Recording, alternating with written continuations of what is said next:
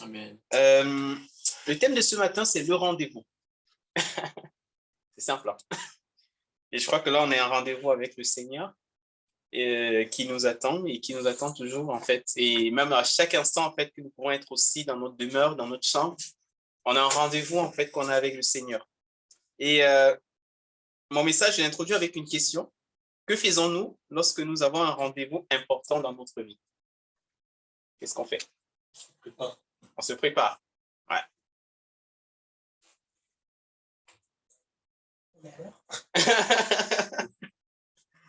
On est à l'heure. Ça parle aux Africains. En particulier, les Camerounais surtout. Hein? Bon, c'est la petite blague. Il paraît que les Européens ont la montre et les Africains ont le temps. Bon, j'avais découvert ça, ça m'a trop fait rigoler. Bon. Mais il y a des exceptions, hein. Ne vous inquiétez pas. Ok, on se prépare, on essaie d'être à l'heure. Qu'est-ce qu'on fait quand on se prépare? On fait quoi du coup pour,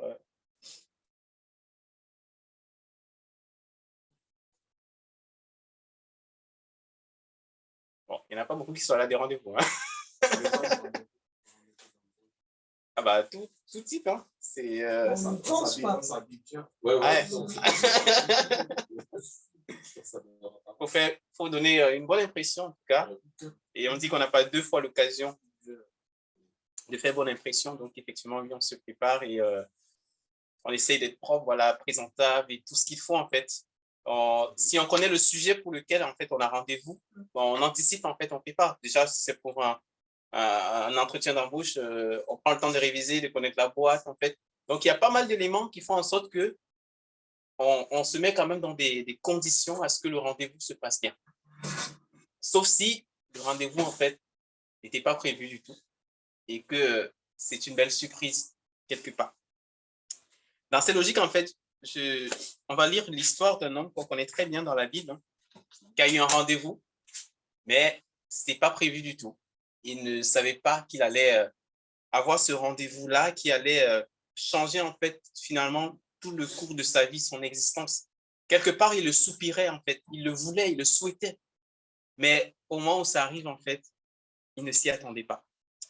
C'est dans Jean 5 qu'on va lire à partir du verset 1. Je vais lire pour nous. Ensuite, bon, le temps que vous arrivez, s'il y en a qui... Jean 5, donc du verset 1 au verset 18. Ensuite. La version de ma Bible, de mon téléphone.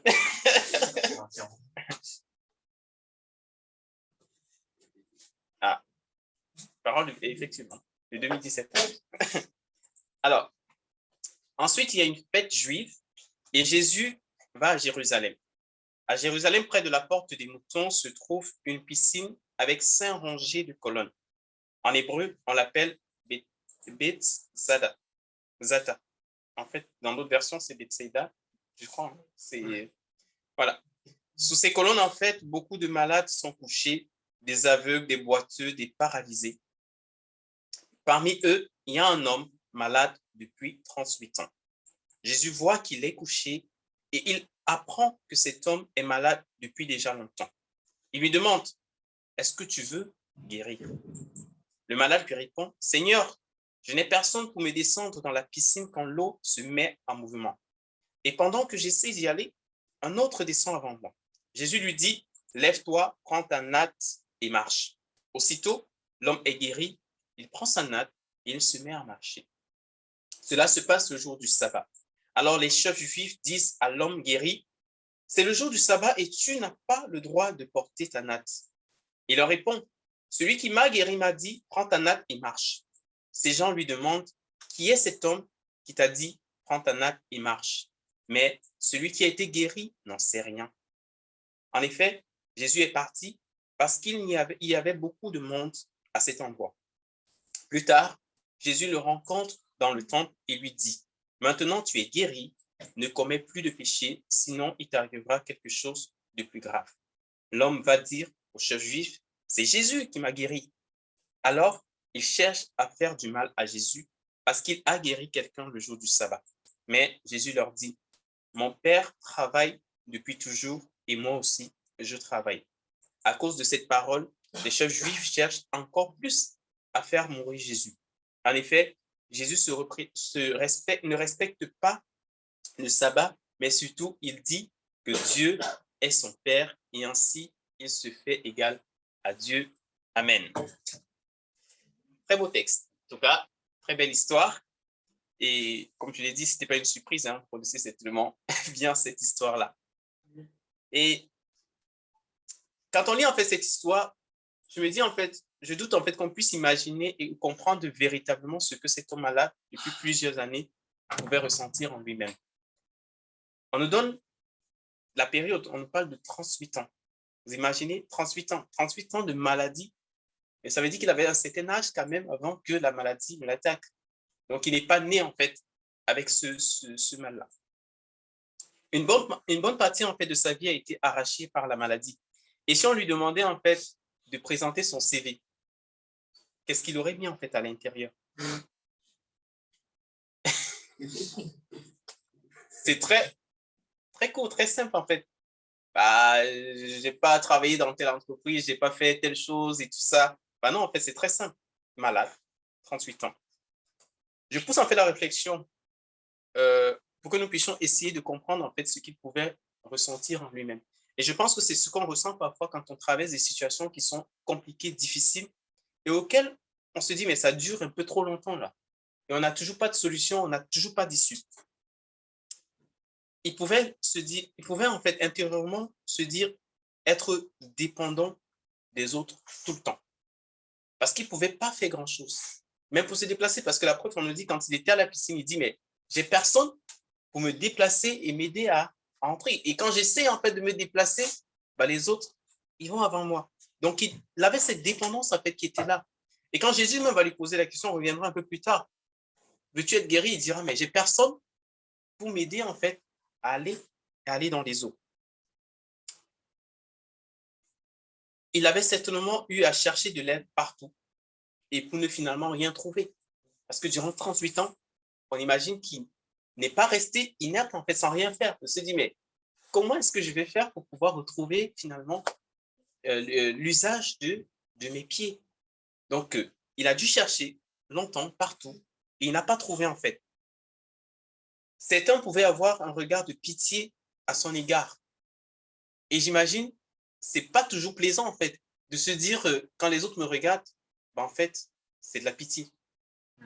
Et parfois, quand on l'imagine, on se dit, mais c'est dur ça. Je dis, en fait, mais ils ont pitié de moi. Mais non, mais je veux pas qu'on ait pitié de moi, en fait. Et je veux sortir de cette situation. Donc, vous imaginez ce qu'il pouvait ressentir. Voir les autres avancer, réussir, fonder des familles. Mais lui, il se dit, mais je reste sur place.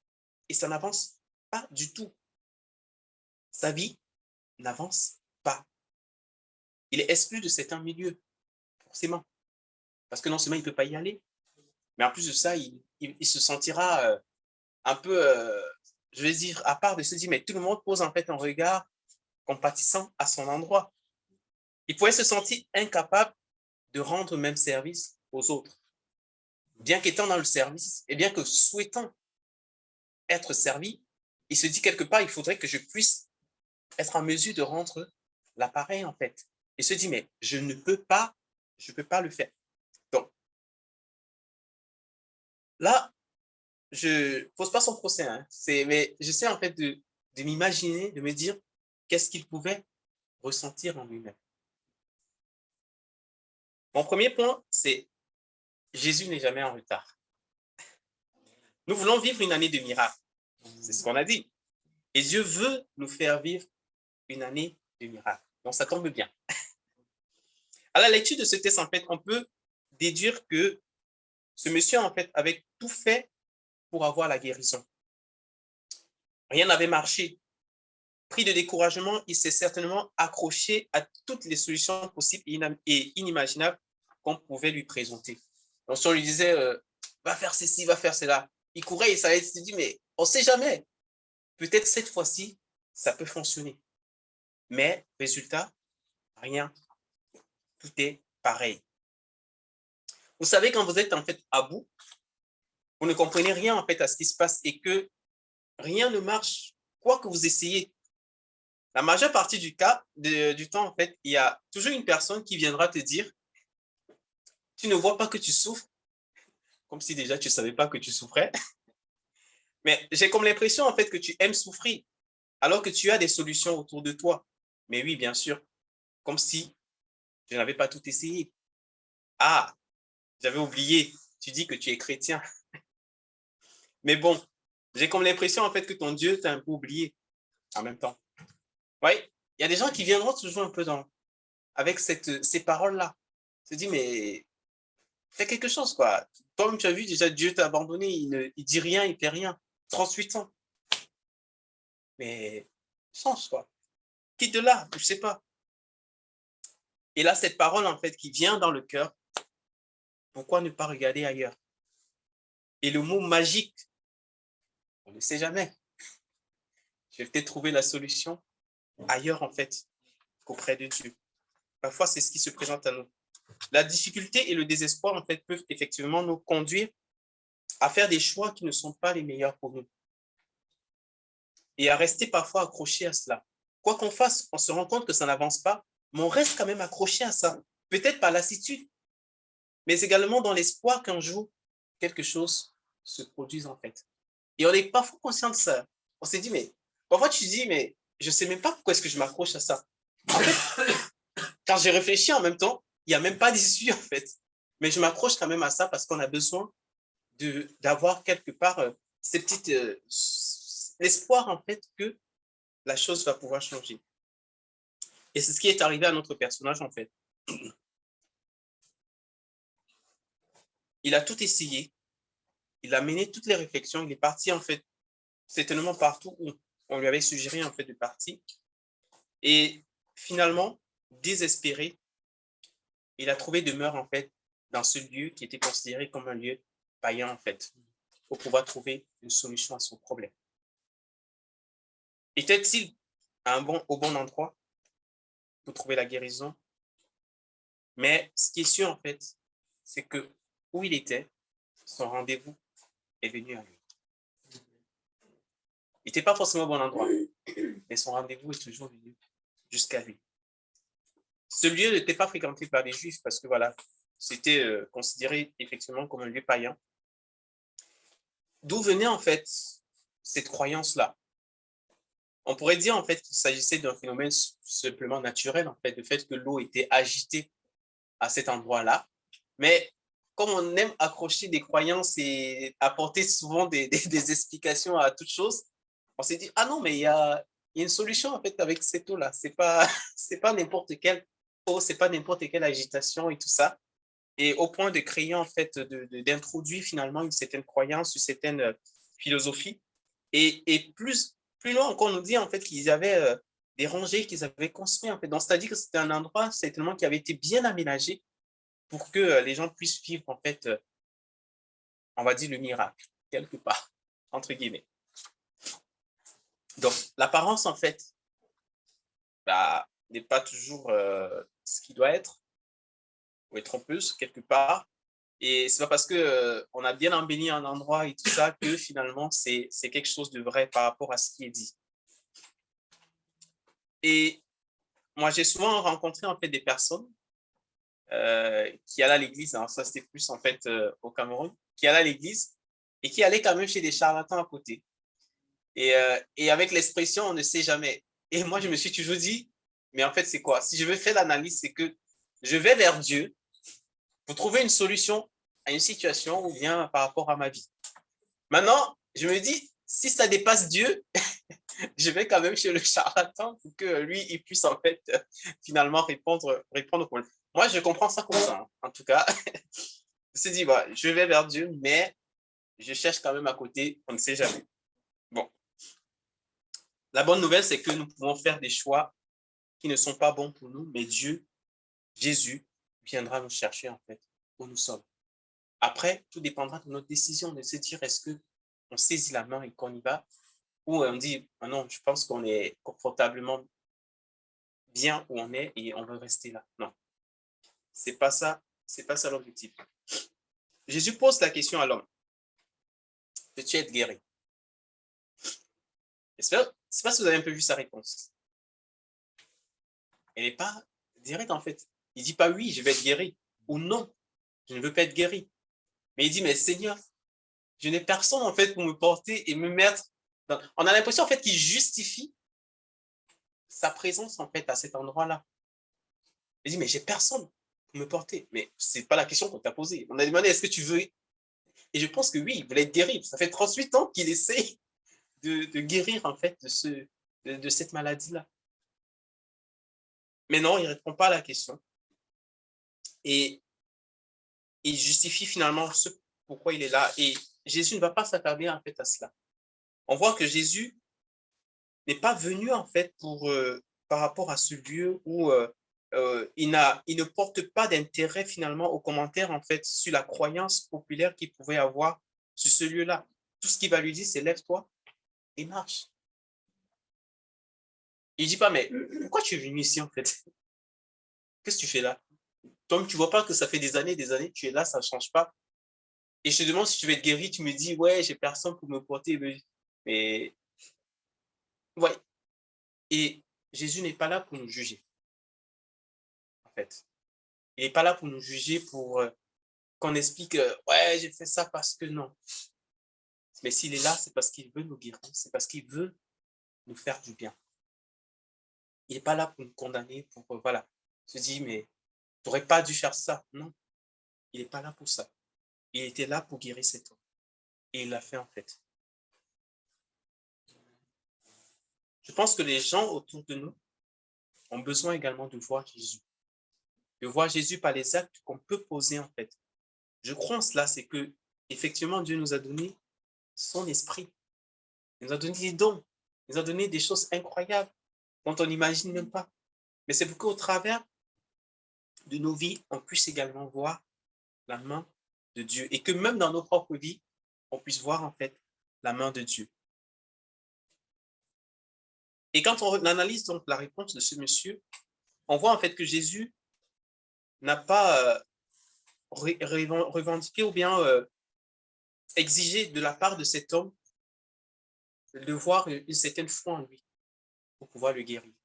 Ce n'est pas le cas en fait dans ce texte. Et la Bible en fait nous présente 3 façons d'acquérir une foi capable de guérir.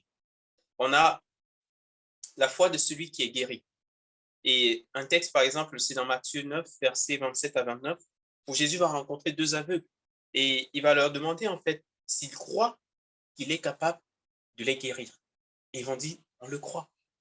Et là, il va les guérir. On voit qu'à ce moment-là, il y a la foi de la personne qui est guérie qui est importante. On a un deuxième cas où c'est la foi en fait des autres qui compte finalement.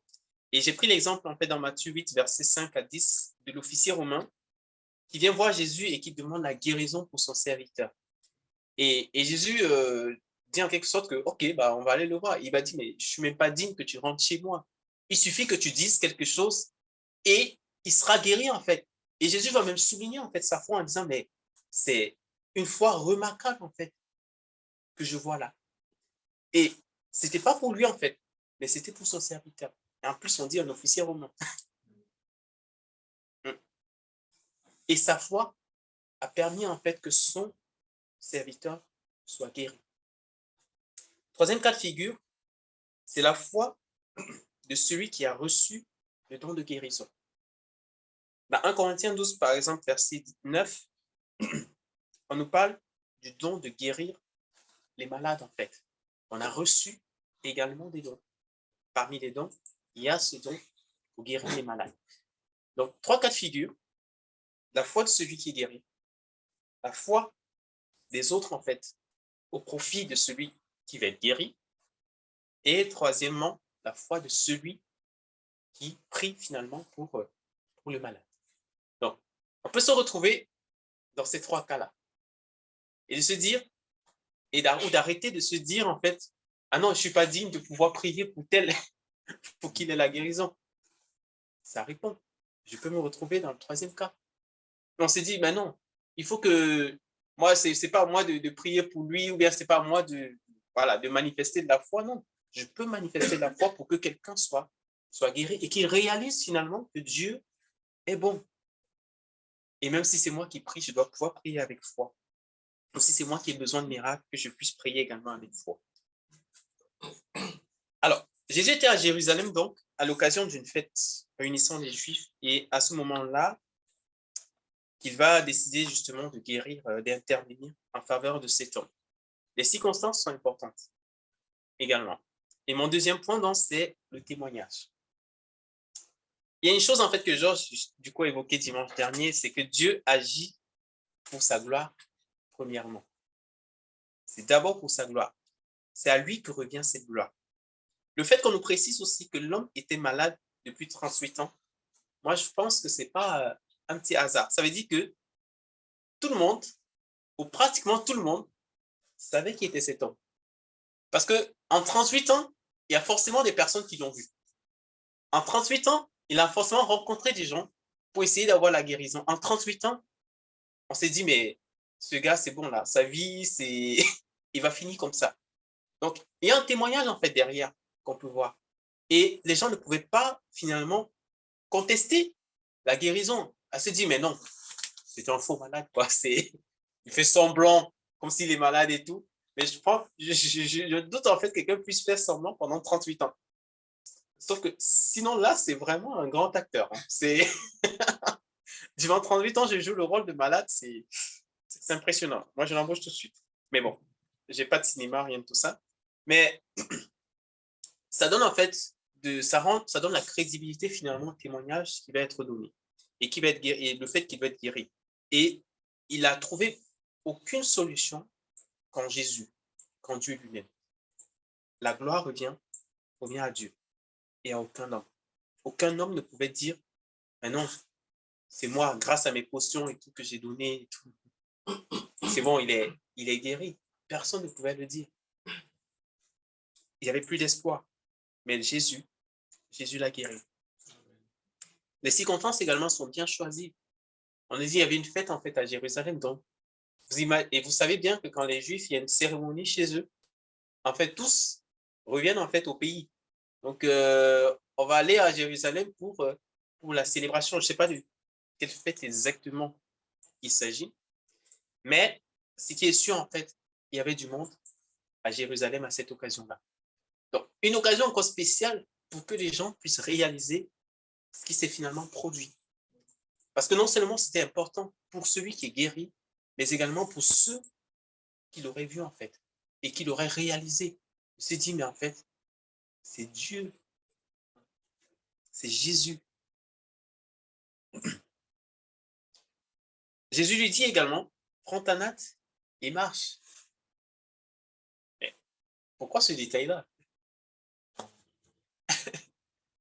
Il aurait pu simplement dire, ok, je suis guéri, j'abandonne tout ce que j'avais là et je me lève, je rentre dans ma nouvelle vie. Non, prends ta natte, tu marches. Parce qu'avec sa natte, les gens sauraient que c'était le malade qu'on avait dans 38 ans là. Et nous, on le portait, ou je sais pas, on l'a porté peut-être pour le déplacer jusqu'à celui-là. Et on reconnaît ces nattes-là. On reconnaît ce gars. Et il avait en fait avec lui le témoin comme quoi il a été guéri. Il avait ce témoin-là. Il pouvait marcher avec. Les gens pouvaient... Et en plus de ça, ce détail-là attirait l'attention des gens. Je me suis dit, mais attends, c'est un jour de sabbat. Pourquoi toi tu portes ta natte? Ah, vous voulez savoir pourquoi je porte ma natte? Bah oui, j'ai été guéri par Jésus. À ce moment-là, il ne connaît pas encore qu'il a guéri. Hein. Bon. Il sait juste qu'il a été guéri. Et il est content, en fait. Il marche et j'ai été guéri. Ok, mais qui t'a guéri? Bonne question. Et parfois, vous voyez, on est parfois dans la joie et tout ça, qu'on se dit, mais c'est trop bien, quoi. Je marche, je peux sauter, je peux et tout, mais ok, mais qui l'a fait? Ok, bon. Il ignorait, en fait, finalement, qu'il avait guéri. Il dit, en tout cas, ce que je sais, c'est que cet homme m'a dit, prends ta natte et marche. Et j'ai pris ma natte et je marche. Il y a un pasteur qu'on connaît qui nous faisait un témoignage. Il disait, il était dans une église, il prêchait, et il y a une dame qui était venue dans un fauteuil roulant, du coup. Et pendant qu'il prêchait, en fait, finalement, la dame, elle a été guérie. Et Eddie, lui, était sur l'estrade en train de prêcher, et la dame, elle était là, elle marchait, en fait, tout le devant, en fait. Elle marchait, elle avançait. Il dit, mais à un moment donné, il était dépassé. Il dit, mais madame, vous m'empêchez de prêcher là. Vous me faites que marcher. Il dit, ah, je suis venu ici en fauteuil roulant. Moi, j'ai été guéri. Maintenant, je marche. Il dit, bon, écoute, laissez-moi d'abord prêcher. En fait, vous dites, j'imagine en fait que ce monsieur était vraiment dans cette même mouvance-là. Il se dit, mais ça fait 38 ans que j'attends ça. Et aujourd'hui, je peux le revivre. Et il était finalement dans cette joie-là. Et ça n'a donc servi de témoin de dire, oui, j'ai été guéri. Et ça permettait aussi d'attirer l'attention, de dire, mais pourquoi? Pourquoi tu fais ça? Pourquoi tu... Et là, il y avait une occasion de pouvoir témoigner, de dire, Christ a fait quelque chose dans ma vie. Ou un homme a fait quelque chose dans ma vie. Quand Jésus a guéri cet homme, il aurait pu rester également à ce moment-là. Mais non, il n'a pas voulu également attirer l'attention. Il fallait que le témoignage parle de lui-même. Il s'est retiré. Il s'est retiré. Le monde a besoin de réaliser en fait qui est Dieu. Et quand le monsieur en fait s'est rendu compte que c'est Jésus qui l'avait guéri, il allait répondre à ces personnes qui lui avaient posé des questions, à ces chefs juifs. Il dit, ah, je connais qui m'a guéri. C'est Jésus. Et tenons-nous tranquilles en fait. C'est qu'il y aura toujours, à la suite aussi de ces événements, de ces miracles, de ces choses qu'on va pouvoir vivre avec Dieu, il y aura en face aussi des persécutions. Il y aura en face aussi des difficultés, il y aura en face des oppositions. Ce n'est pas pour nous décourager, au contraire. Ce n'est pas du tout pour nous décourager, mais qu'on soit conscient en fait de cela et que la peur ne nous empêche pas d'aller de l'avant dans ce qu'on veut faire. Qui est plus fort? C'est Dieu, c'est Jésus. On a le plus fort avec nous. Et il ne faudrait pas qu'on se décourage pour ne pas avancer finalement, alors qu'on a des choses à vivre, on a des choses à montrer. Et l'expérience a montré en fait que ceux qui passent leur temps à fliquer les gens en fait, pour voir s'ils dérogent un peu aux règles et tout, sont les premiers à ne pas les respecter. Ce sont les premiers à ne pas respecter. Et ils cherchent à voir qui ne l'a pas respecté pour le mettre en fait à la vue de tous. Et ces chefs juifs, c'est ce qu'ils font. Ils viennent dire, mais Jésus, tu n'as pas le droit, c'est un jour de sabbat, tu ne peux pas guérir quelqu'un le jour du sabbat. Mais vous imaginez, 38 ans, ce monsieur ne pouvait rien faire. Et là, il est guéri. Au lieu de vous réjouir de ce qui se passe, vous venez reprocher d'avoir guéri cet homme le jour du sabbat. Nous rappelons un peu dans Matthieu 12, verset 11, Jésus leur répond, en fait, c'est dans un autre contexte. Hein. Il dit, par exemple, vous avez un seul mouton, et le jour du sabbat, il tombe dans un trou. Vous allez sûrement le prendre pour le sortir du trou. Mais que vaut la vie de cet homme par rapport à ce mouton? Après, j'ai rien contre les personnes. Il y a des personnes qui, voilà, je ne suis pas contre, qui accordent plus d'importance à l'animal par rapport à l'homme. Moi, j'en connais également. Mais bon, après, c'est certains animaux. Le mouton, comment on sait qu'il va passer. Très souvent, il va être zigouillé ou bien bichouillé. Mais bon, mais faut dire en fait que finalement, il se dit, moi, si j'ai mon animal qui tombe dans le trou, je vais quand même aller le chercher. Mais cet homme, en fait, qui a passé sa vie à être dans la souffrance, dans la difficulté, parce que je l'ai aidé le jour du sabbat, on considère que c'est pas normal. Est-ce que eux-mêmes, ils respectent ce qu'ils demandent aux autres de respecter? Mais c'est juste parce que on veut bloquer, on veut mettre des bâtons dans les roues. Jésus attire un peu trop l'attention. Les regards se fixent sur lui et pas sur eux, qui sont des chefs en fait, des chefs juifs. C'est eux qui doivent dicter les choses, c'est eux qui doivent montrer comment est-ce qu'on doit faire et tout. Et là, l'opposition surgit. On dit non, vous êtes en train de détourner le regard de quelqu'un d'autre. On ne veut pas. C'est sur nous que ça doit être posé. Et face à cela, oui, on pourra avoir des oppositions. Face à cela, on pourra avoir des blocages. On se dit non, on ne veut pas que les gens se tournent vers Jésus.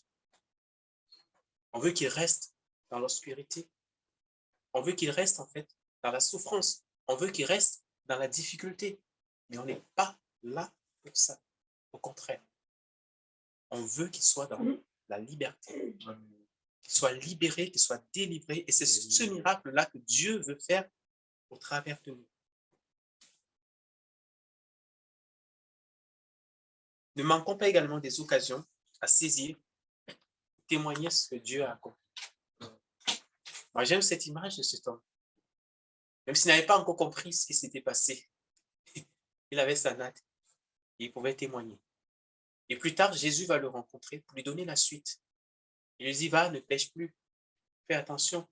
La manière dont tu vas pouvoir mener ta vie, en fait. Donc, il est en dehors du fait qu'il va guérir, en fait, physiquement. Il y a aussi cet handicap spirituel qu'il veut guérir. Et là, il pense vraiment à l'au-delà, à cette vie après la mort. Dans le cadre des questions-réponses, du coup, hier soir, je répondais à une question qui a été posée. Vous savez comment on reçoit des mails avec des questions. Et la personne demandait, est-ce que Jésus a vraiment existé?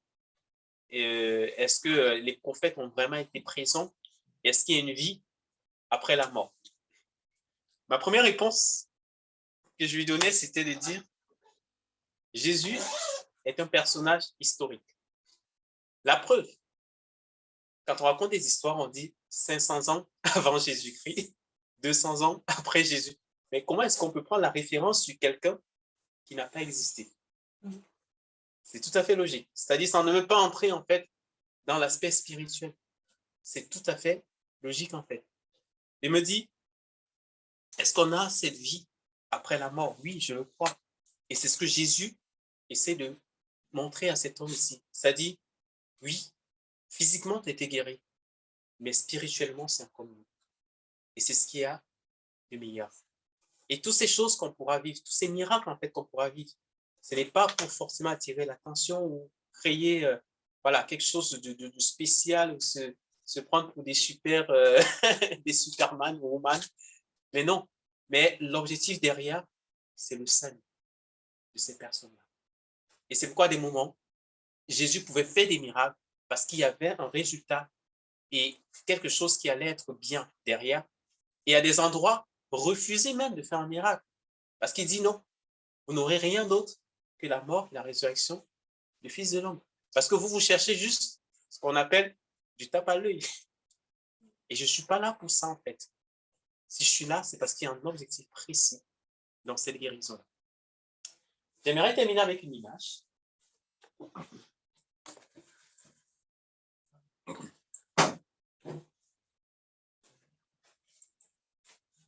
Qui va arriver bientôt.